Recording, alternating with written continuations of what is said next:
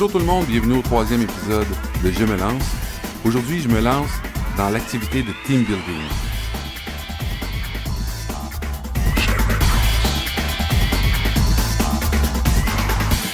Bon, une activité de team building, c'est une activité qui vise, premièrement, à créer un esprit d'équipe. On va utiliser ça dans le milieu, évidemment, des entreprises, mais on utilise ça des fois dans d'autres contextes.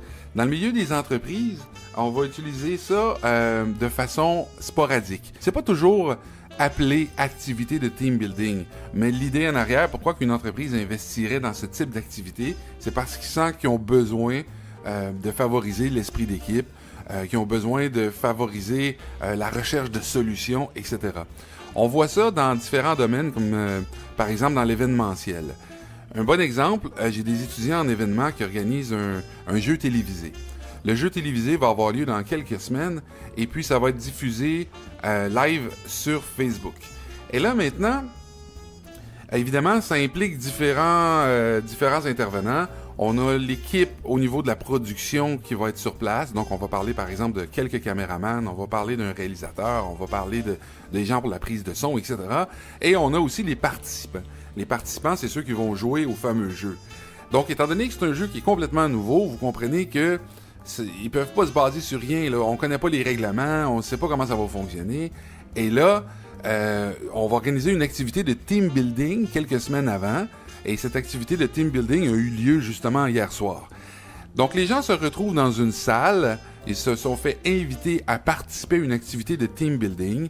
On n'appelle pas ça nécessairement ça comme ça, on les appelle à venir participer à une soirée, à une rencontre, dans ce cas-ci, ça peut même être une soirée de pré-production. Les gens débarquent et l'objectif, c'est de briser la glace, c'est de les faire travailler en équipe et c'est aussi, évidemment, de les faire participer à un jeu afin qu'ils connaissent les règlements du fameux jeu télévisé qui s'en vient dans quelques semaines. Les gens s'en viennent, ils débarquent, ils savent pas trop à quoi s'attendre, et là, tout le processus de gestion d'événements embarque. Écoutez, il faut accueillir les gens, il faut s'arranger pour les mettre à l'aise, il faut leur fournir un petit peu de nourriture, il faut leur fournir évidemment des trucs à boire.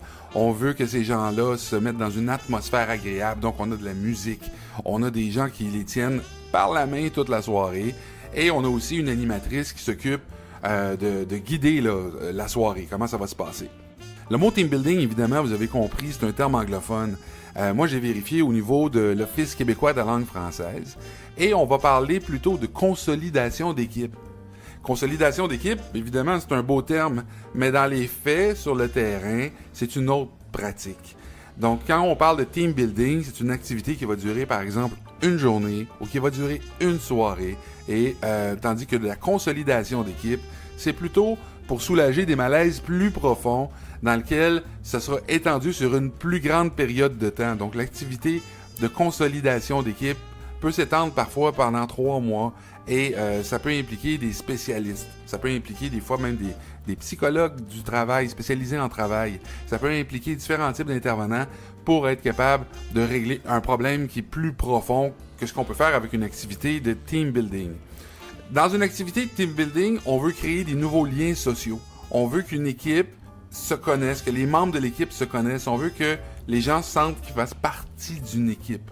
On veut développer le sentiment de confiance. On veut que les gens se soutiennent entre eux.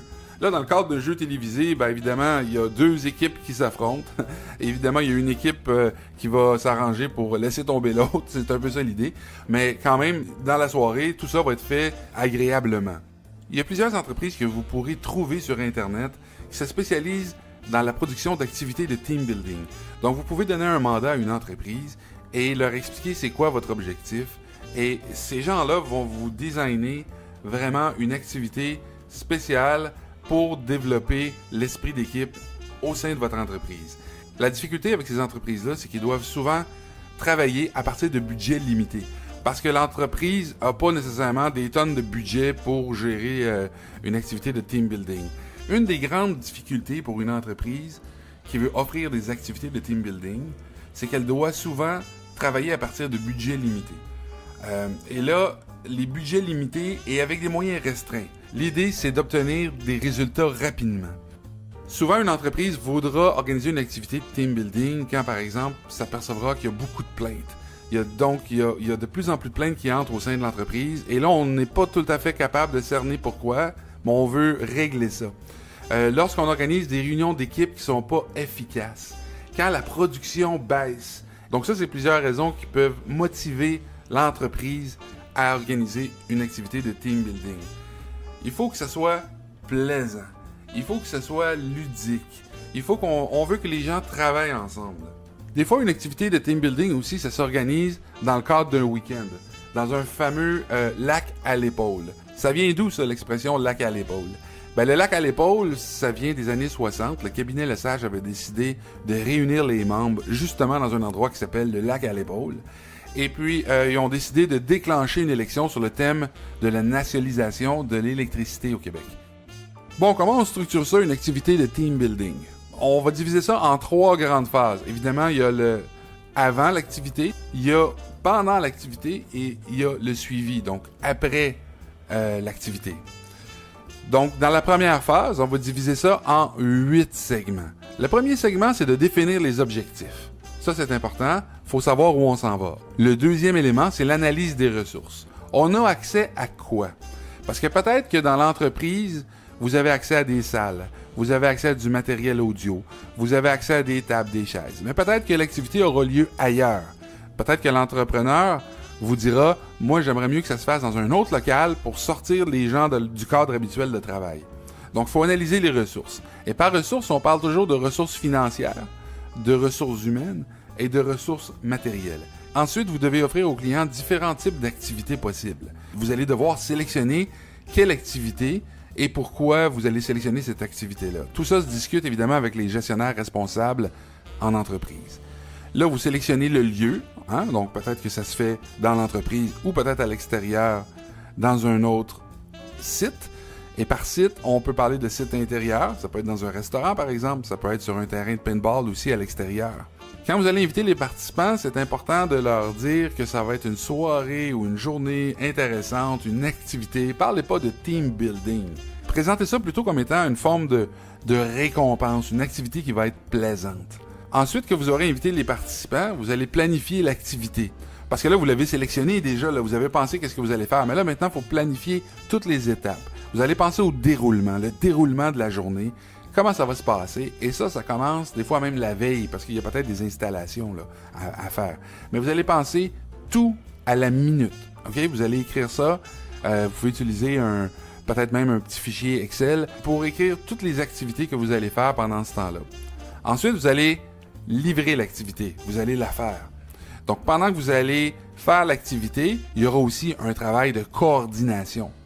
Souvent, les gens sont là, ils participent à quelque chose, mais il y a plein d'affaires qui vont se passer autour là.